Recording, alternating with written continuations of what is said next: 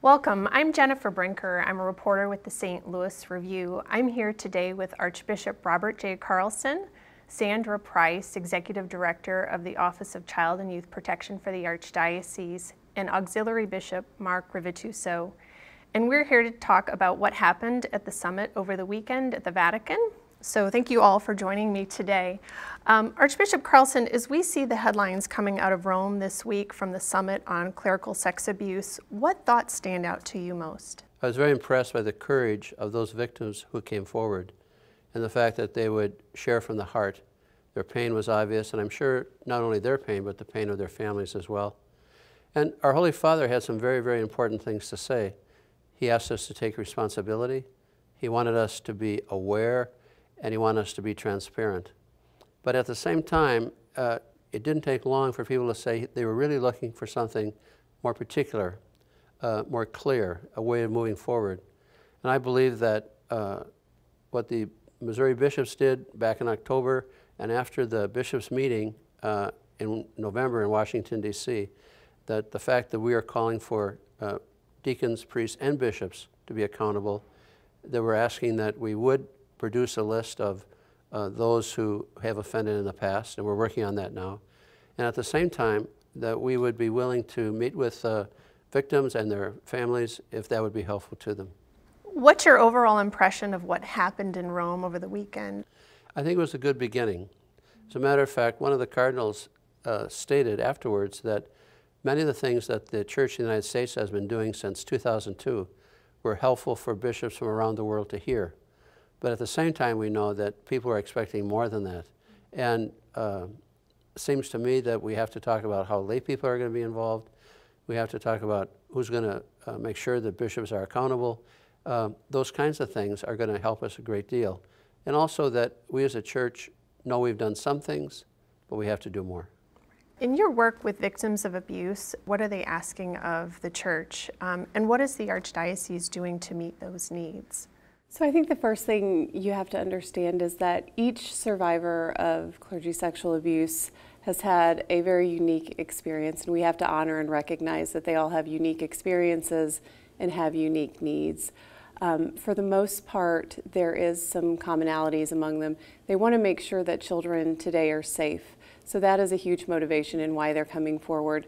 They want to make sure that their offender does not have access to hurt any more children.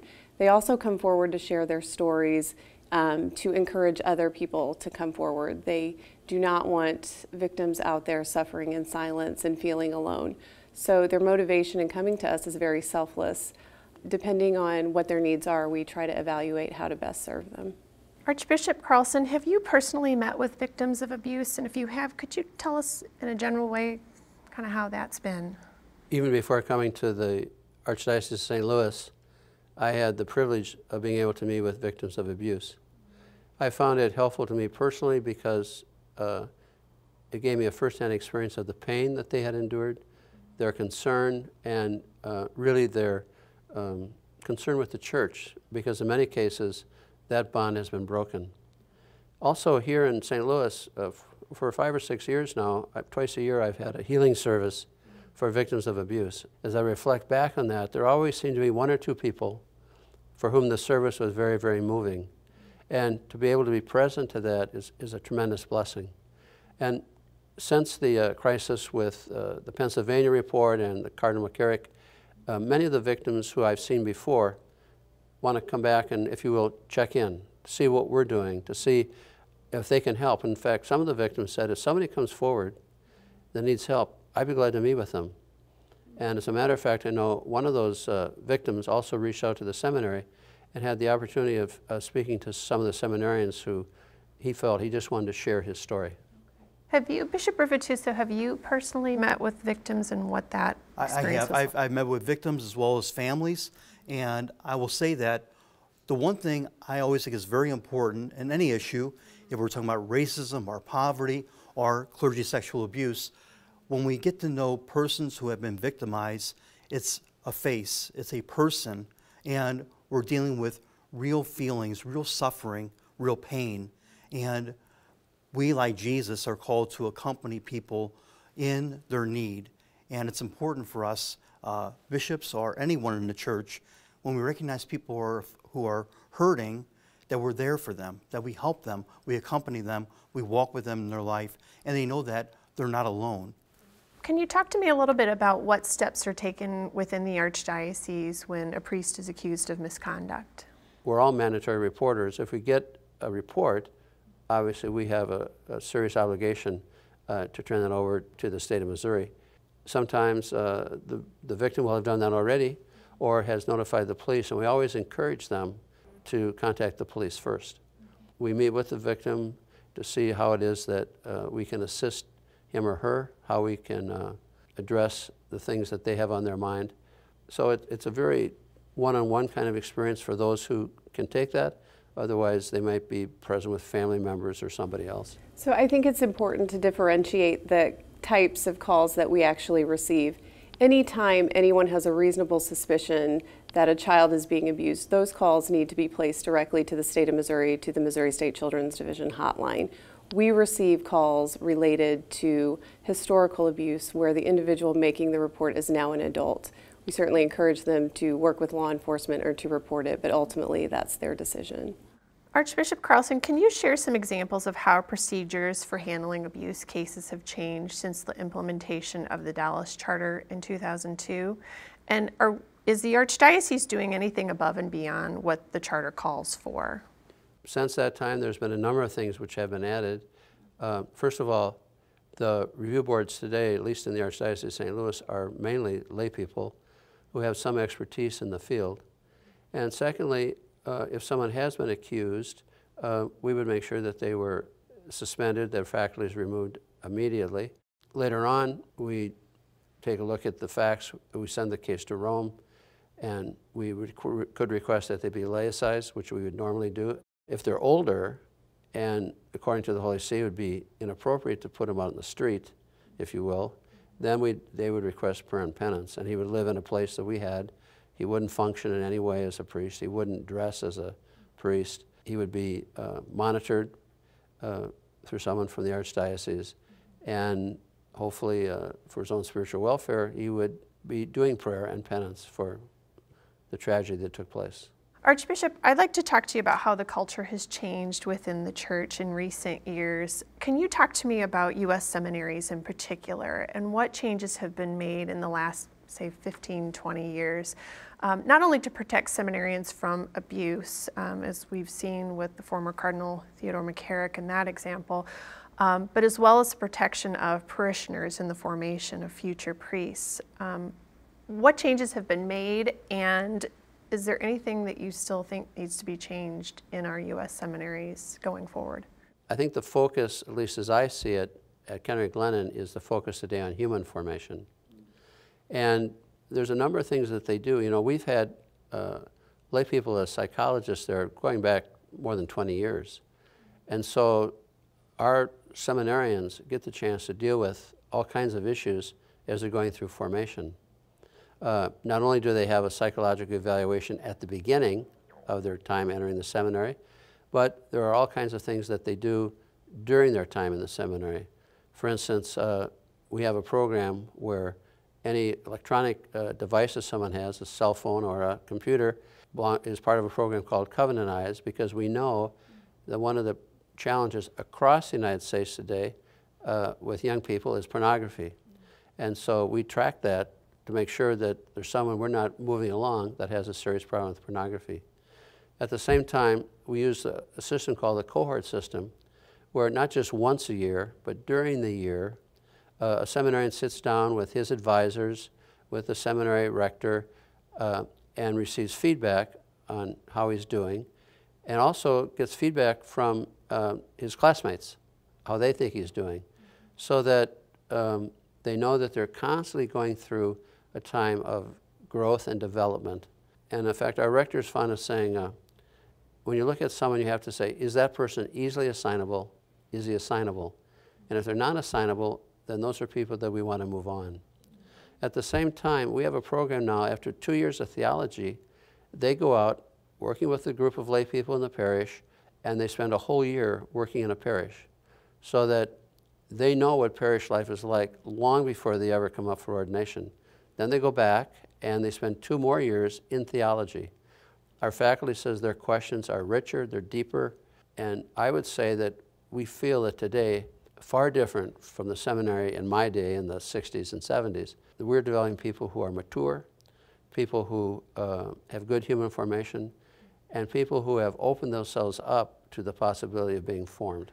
So last fall, I know the Archbishop invited the Attorney General's office to conduct a review of archdiocesan files pertaining to priests accused of clergy abuse. Can you provide us with an update on the AG's investigation? What's been going with that? There has been a transition in leadership, so I think it's perfectly acceptable that it's probably going to take a little bit of time to work through that leadership change. Really, any questions related to that review have to be directed directly to the Attorney General's office. It's not something that we can really comment on at this time. So in November, the Missouri bishops released a letter to the U.S. Bishops' Committee for the Protection of Children and Young People. That was around the time of the fall meeting for the bishops. I know there were several points of action within that letter, and one of them was that all dioceses and eparchies should release the names of all clergy and consecrated religious who have a credible and substantiated allegation of abuse against them. I know in the Archdiocese of St. Louis there has been conversation about producing a list here. Where are we on that right now? This dates back way beyond my time, and so we invited that same group of former FBI agents, state police, and other law enforcement people to come in and to look at all our files, and they're extensive. And so they're going through an evaluation of our files, helping us so that we know that when we publish a list, which we will, that it's full. We're doing what we can to make sure that the list is as accurate as we possibly can do, and we're doing it with, if you will, with a third party, so that the people of the Archdiocese can be assured that I'm not developing the list, but rather this group is developing the list, which we'll then make public. But because it's extensive, we don't know exactly how long it's going to take. They've already said that it's going to take longer than they thought. So we're working on it. Hopefully soon the list will be published. How specifically is the Archdiocese engaging the laity to kind of move forward, you know, from the scandal? The greatest surprise to me was that people didn't realize that our review board is made up mostly of voting members who are lay people. At the same time, we've had some groups come in informally and express their concerns. Certainly people have written to me. We sent a letter out in early December, December 3rd, I believe, to about 145,000 homes talking about what we're doing and inviting people, if they had any questions, to contact us, and some have. And then finally, we're working on other ways that lay people can assist us, but we're gathering their ideas first. I also think it's important to recognize how many lay people are already involved, especially in our prevention efforts. I'd say the majority of folks who work with us on preventing abuse are Protecting God's Children facilitators, our child safety coordinators who are working in the parishes, and they are on the front lines and they're really doing a great job to prevent the abuse. We also have a child safety committee with almost all lay members on it. So you will find lay community faithful members working all throughout the Archdiocese related to both prevention and offering us assistance in how we investigate and work with victims. What advice would you give to the faithful of the Archdiocese who have just been angered by the gravity of the scandal? I think the most important thing for people to realize is that this is a human sin. And the best way, in my mind, to counter that anger is through prayer and staying close to their parish families and making sure they continue to go to the sacraments. That's something I definitely have to do in my role here. But, you know, there is a lot of room for feelings in all of this. We have to be able to tolerate every emotion, whether it's anger or sadness or grief. And there are certainly people feeling all kinds of things all over the place. So I would say if you're feeling very angry or if you're doubting our response, then reach out to your pastor, reach out to your faith community, reach out to my office. We're always happy to take the time to stop and listen. Certainly all of you have faced challenges in this, whether professionally, personally, ecclesiastically. What have been some of the best ways of seeking God's grace in the midst of the challenges that the church is facing right now? Well, I would just mention, first off, that we're in this hour, a very dark hour, but it's an hour in which we are called to remember that as we're dealing with the clergy abuse crisis, there's also opportunity. And we should see that as we're addressing this crisis, we must also seize the opportunity of being who we are called to be as shepherds in the church, as bishops, to be the good shepherd, and also to guide our church to be the church that Christ calls to be in this particular hour, which is an instrument of healing and help to victims, and also to assure safe environments for our minors to be nurtured in love and in goodness in all that we're about as a church. I think I reflect back on something that Father Chris Collins had said during a presentation at St. Louis University, and it struck me and I connected so much with what he said. And when he was talking about this issue, he basically just said, you know, I don't have all the answers. I don't know always what to do, but I'm going to show up. So I think for me personally, that's kind of how I feel about all of this. I'm going to be here. I'm going to be a resource for people that need to talk, and I hope that the Holy Spirit will guide me in the work that I do.